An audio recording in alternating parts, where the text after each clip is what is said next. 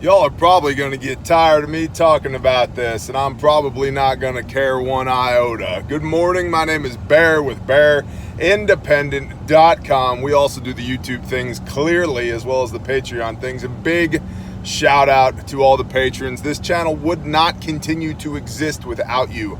You guys and girls are awesome. Go ahead and just give yourself a pat on the back. Good job. Now, I am that guy who goes to Walmart to get a few gallons of water for the office and leaves with $120 of ammo and beans and rice every time. That's me. It's part of the reason why my wife does the majority of the shopping, because she can get $6 worth of prepper stuff, $12 worth of prepper stuff every trip, and I get $106 every trip. So, but see, she doesn't understand the whole concept of a black budget. Yes, we have a prepper black budget. How many of y'all can relate to that? Hit me in the comments and let me know. And we're back. I had an officer of the law giving me the stank eye for doing the phone thing while doing the drivey thing. He, she, it, zer is probably correct. However, you know, America. So yeah, the prepper black budget. But here's what I really want to talk about. Food scarcity. Yet again. I am getting photos and emails from people from all across the center of the country. Seems to be where that is where the scarcity is being seen first. And it seems to be that the big box stores, the Walmarts of the world, and maybe to a lesser extent the local / regional grocers are having localized shortages of, you know, like canned corn and green beans seem to be very common. And then we're seeing shrinkflation in beans and rice. Prices are going up and quantities are going down.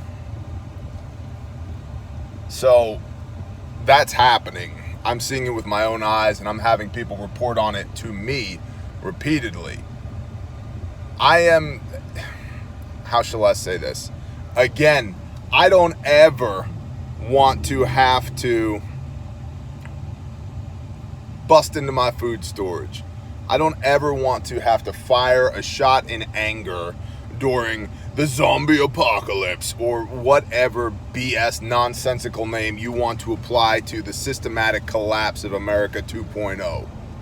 Whatever your catchphrase is, I want to just be happy and healthy and hang out with people that I love and do hard things together and grow my own food. However, if you pose a threat to that, threats will be dealt with accordingly. But I just want to die at 104 years old, bouncing my great-grandkids on my knee as crazy old Grandpa T, who he thought the world was going to end. Okay, cool. I don't think I'm wrong, though. And I'm starting to see more and more people come to this preparedness lifestyle. And every day, there's a little bit more of an indication out there in the world that things are indeed getting squirrely. And so I'm still buying food. I'm still buying ammo. To a much lesser extent, I'm still buying hardware. If a piece of hardware that would go well with my tools, you know, shows up, presents itself for a reasonable cost, then yes, I will acquire that piece of hardware to put in my toolkit. You know, and then especially all the, you know, the spare batteries for that hardware, absolutely. And the chargers for that hardware, absolutely. I don't think you can ever have enough of them. But I'm still doing it. And I am still that guy who is not allowed to go to Walmart because we'll have plenty of food and none of our bills will be paid because Dad blew all the money on beans and rice again. No, yeah, actually that leads into a great segue. You should have a budget. even if it's a black budget, you should have a budget and don't exceed it. And I don't. And this is one of the things that I've said repeatedly, that you do not want to forsake your daily commitments, your weekly, your monthly commitments. You don't want to have we nailed the food storage, but we're getting evicted because we couldn't pay rent. That's not good. So you should have a budget. And if you don't know how to budget, or it's been a while since you've done one, there's several apps that you can download. We use the Every Dollar app from Dave Ramsey, who you may have heard of, some financial guru guy. But you should have a budget, and then within that budget, allocate appropriately.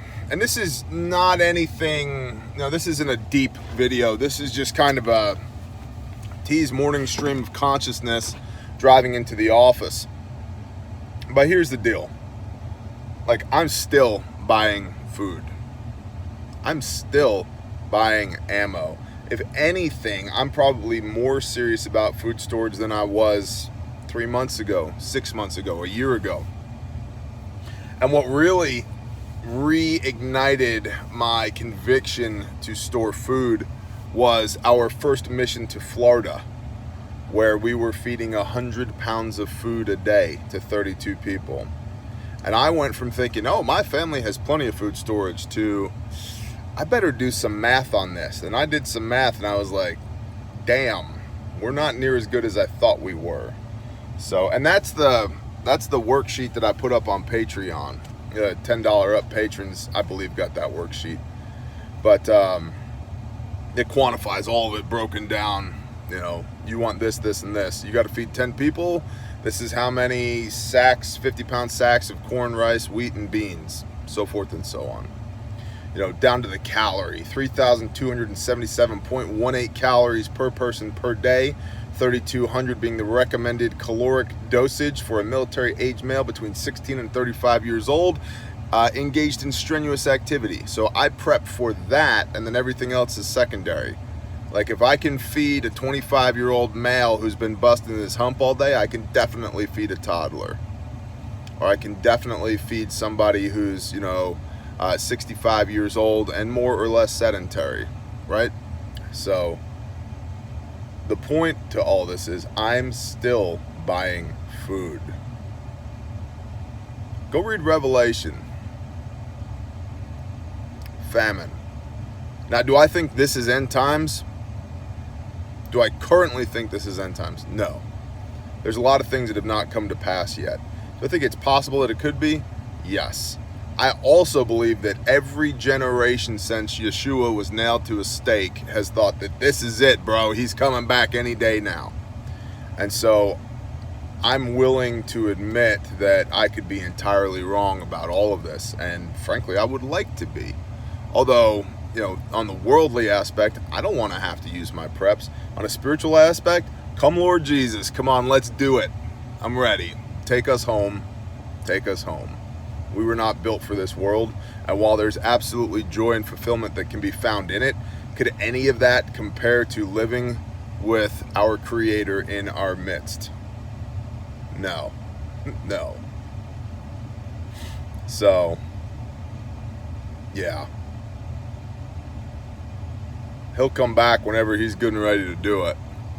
Until then, I'm going to keep putting beans and rice into buckets and buying ammo and buying medical preps and training and building community and hanging out with good people and raising sheep and doing all the things that we do. So that's it. That's what I was trying to get across this morning is, hey, I'm still doing the things. If anything, I'm doing the things harder now than I probably ever have.